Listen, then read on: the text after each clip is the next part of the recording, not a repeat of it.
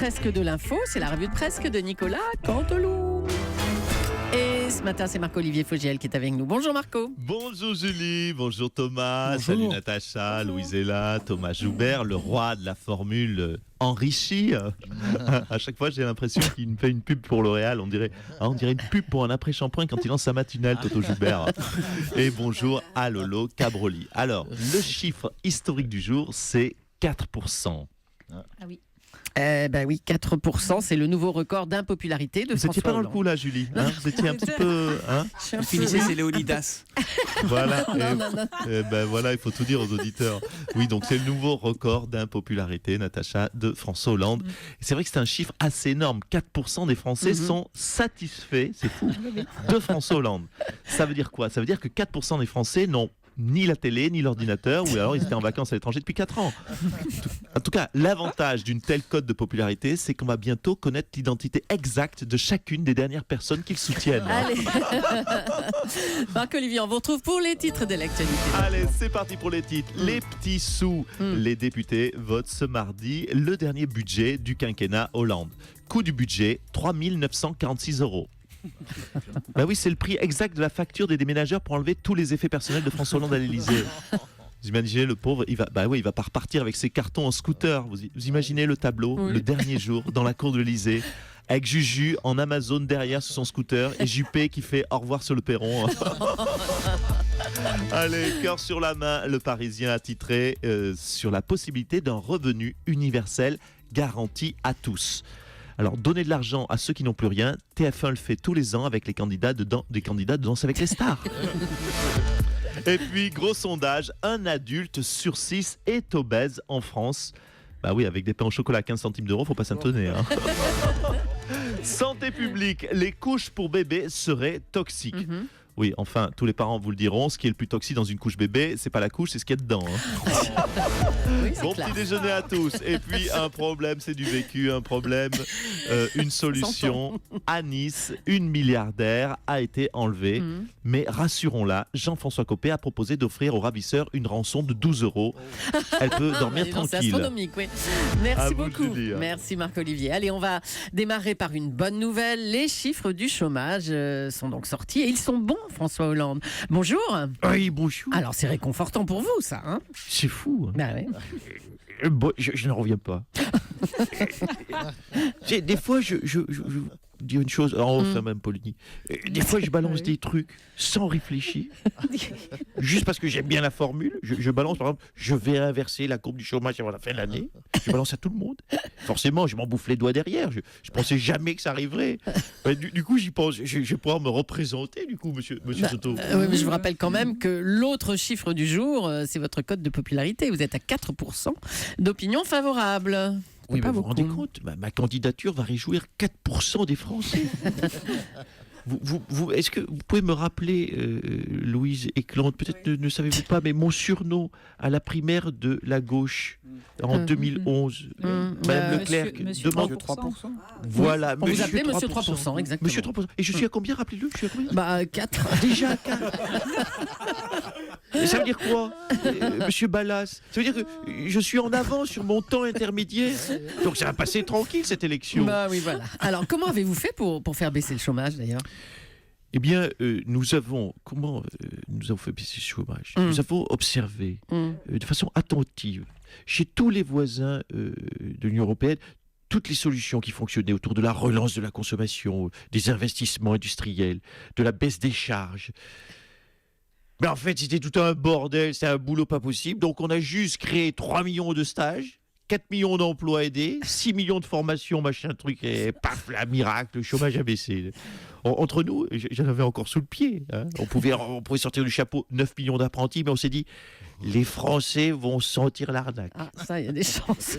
Et puis, vous avez rencontré les policiers, Monsieur Hollande. Tout à fait. Je les ai rencontrés récemment. Je les ai écoutés lors d'un déjeuner que nous avions organisé à l'Élysée. Et j'ai aussi rencontré, bien sûr, c'était nécessaire, les syndicats. Oui. Je les ai écoutés lors d'un dîner que nous avions organisé à l'Élysée. J'ai aussi, bien sûr, rencontré, parce que c'était nécessaire aussi, ils étaient en souffrance, les professeurs. Je les ai écoutés lors d'un petit déjeuner. Oui, parce que je suis un homme d'écoute. Je suis un homme écoute. Non seulement j'écoute, mais en plus, je mange. Bah oui. Vous savez pourquoi je mange? Vous sauriez, parce que je n'ai aucune proposition. Donc ça permet de ne pas parler, parce qu'on ne parle pas la bouche pleine. Donc juste, j'écoute et je bouffe, mais néanmoins en acquiesçant. De temps en temps, je hoche la tête. Hein, vous savez, comme les kleps à l'arrière des bagnoles. Oui, bon, enfin, Ah ouais, mais c'est un peu ça. Un dîner à l'Élysée, c'est un peu ça. Vous savez, un Français sur deux est obèse, et je peux vous dire que je ne suis pas le deuxième. Alors, vous allez annoncer votre Vous avez candidat. compris? Il faut laisser à l'auditeur en train de mettre son clignotant, de réfléchir à cette vanne dans sa voiture. Alors, vous allez annoncer votre Un Français sur deux est obèse, je peux vous dire que je ne suis pas le deuxième. Elle peut rester dans l'histoire, cette phrase. Donc je m'inscris en faux à M. Védrine qui disait que seul Mitterrand savait écrire. Oui, bon. Vous allez annoncer votre candidature. Pour beaucoup, ça devient une évidence en tout cas, mais le Figaro d'hier disait que ça ne sera pas et ça ne serait pas dans une émission de télé, car vos conseillers ne vous trouvent pas bon dans cet exercice. Alors, pour être exact, ils m'ont dit, mes conseillers, en particulier, ne fais pas de télé, François, puisque tu tutoies, c'est pas ton truc. Ne fais surtout pas de livres. Ne parle pas aux journalistes non plus. C'est pas ton truc non plus. Oh, dis donc. Le mieux, ferme-la, ne dis rien et surtout ne fais rien. Là, tu excelles. Vous voyez, ils sont lucides, mes conseillers. Ils ont identifié chacune de mes qualités. Eh ben, écoutez, bonne journée avec vos conseillers, monsieur Je vous en Hollande. Allez, on va se prendre J'étais pour... bon, hein. Très excellent. On va se prendre pour Thomas Joubert maintenant. On va parler des audiences historiquement basses de la soirée politique de France 3 qui a été battue par des chaînes de la TNT, TMC, Arte, C8, W9 et France 5. Bruno Le Maire, bonjour. Bonjour Julie Leclerc. Alors, le portrait vous était consacré, hein, monsieur Le Maire. Oui, d'ailleurs, quelqu'un m'a-t-il regardé dans ce studio? Monsieur Soto, Madame Polony peut-être, Madame Eklund, non? Je ne dis pas, peut-être pas pour le plaisir, mais au moins pour le boulot. Vous savez, il y a eu un très joli moment dans ce reportage où on me voyait faire un jogging en short et en soquette blanche dans un sous-bois avec mes baskets et moi. Bon, cela dit, le reportage était certainement très bien fait, mais vous avez une explication, Bruno Le Maire, de cette désaffection du public? Personne ne vous a regardé, en fait. Hein. Écoutez, c'est un phénomène que j'ai observé depuis ma plus tendre enfance. Oui, j'ai le charisme disperseur. J'ai l'attraction. Oui, je sais écrire. Je pourrais être président de la République comme François Mitterrand. Je sais écrire. Contrairement à ce qu'a pu dire M. Védrine. J'ai l'attraction répulsive.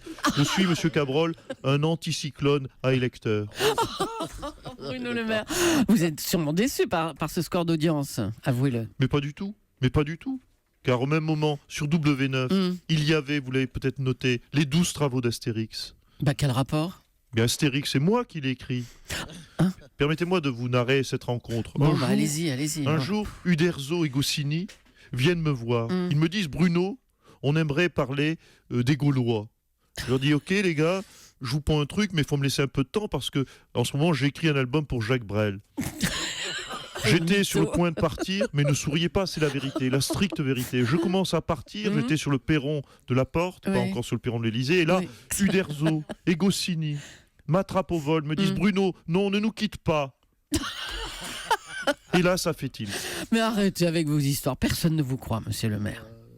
Oui, mais moi, je suis toujours à la traîne dans les sondages, alors je tente le tout pour le tout. Le renouveau, c'est Bruno, mais le mytho, c'est Bruno bien aussi. Bruno aussi. Allez, merci beaucoup, Bruno Le Maire. On revient sur ce titre du Parisien, le Sarko-Tour d'Alain Juppé. Monsieur Juppé, bonjour. Ouais. Argenteuil, les Hauts-de-Seine, Marseille. Vous vous apprêtez à faire la tournée des lieux symboliques de la Sarkozy, on dirait, hein? Mais qu'est-ce que ça peut te foutre? Oh dis donc, m'agressez pas quand même, c'est quoi ça? Oui, mais écoutez, c'est mon nouveau style, plus direct, plus cash, moins engoncé, plus libéré, libéré, délivré. On vous a entendu chez... Oh là là, c'est n'importe quoi. On vous a entendu Je chez suis la reine des dernières neiges. Joli. Oui, je sais écrire moi aussi. On vous a entendu, c'est un concours d'écriture ce matin. On vous a entendu chez Franz-Olivier Gisbert dire « Ceux qui me trouvent chiant, je les emmerde ». Voilà, vous voyez, avant j'étais chiant, Madame Polony, mais maintenant je suis chiant et mal poli. Voilà. Et je crois que c'est ça que les Français aiment, puisque je le constate, je surfe sous la crête des sondages, tel un Brice de Bordeaux. Brice de Bordeaux. Alors, concernant cette tournée dans les régions où Nicolas Sarkozy est en tête, votre entourage a déclaré « On n'est pas là à se demander par où est passé Nicolas Sarkozy avant d'organiser nos déplacements ». Tout à fait. On n'est pas des suiveurs. C'est un pur hasard, enfin. Ouais, même. enfin, bon. D'ailleurs, je tiens à rappeler les dates. Pour ceux qui m'aiment bien apprécier mon parcours, Date de jeudi, votre je serai à tournée, oui. Marseille. Vous permettez que je le dise sur votre antenne. Allez-y. Jeudi, je serai à Marseille pour un grand débat Union européenne et petite taille. Mercredi prochain, je serai à Argenteuil pour mon débat banlieue et Karcher. Le 6 novembre, notez-le, monsieur. Là, monsieur Polony. Monsieur Soto. Oui, ça peut se faire aussi. Hein. Le 6 novembre, je serai donc à Neuilly pour une conférence Brexit éthique nerveux. Et enfin, je terminerai au Fouquet's pour un café philo, identité nationale et pain au chocolat. Non, c'est Copé le pain au chocolat, c'est pas Sarko. Oui, mais je peux pas l'encadrer non plus, Copé. Et puis surtout, un dernier truc. Ah oui, c'est quoi? Je vous emmerde à tous. Bisous, bisous. Dis donc, Jean-Pierre Elkabbach, Jean-Pierre, vous pouvez nous refaire cette imitation du général de Gaulle que vous avez faite tout à l'heure devant Hubert Védrine, s'il vous plaît? Attends, je me chauffe. Allez-y. Les primaires. Mais qu'est-ce que c'est que cette invention, les primaires? Je vous fais Mitterrand. Je fais aussi Mitterrand. Je crois aux forces de l'esprit. Je suis lancé. Oui, Natacha elle aime bien. Je vous fais Georges Marchais. Cric, cric, cric. Mais taisez-vous, Elkabbach. Alors, elles sont pas super, mes imitations. De Gaulle, Mitterrand, Marchais peut s'accrocher quand l'eau. Bon, on a l'impression que leur maman à tous, c'est Enrico Macias. Et qu'ils ont vécu leur enfance 30 ans à Marrakech, mais sinon, c'est pas bon. C'est magnifique. Ah, c'est super. Monsieur Elkabbach, arrêtez vos conneries. Ah, ça c'est le vrai. Hein. Ah, bon. Qui a parlé là? Il fait mal. Hein? Cantelo, c'est pas bon, Cantelo. Merci. On vous laisse deviner où est le vrai Jean-Pierre ou pas. Hein. Chacun appréciera. Merci et bravo à Jean-Pierre Elkabbach, bien sûr, à Nicolas Canteloup et à ses auteurs. Philippe Cavrivière, Arnaud Demanche, Laurent Vassilian. Retour demain à 8h40 sur Europe 1.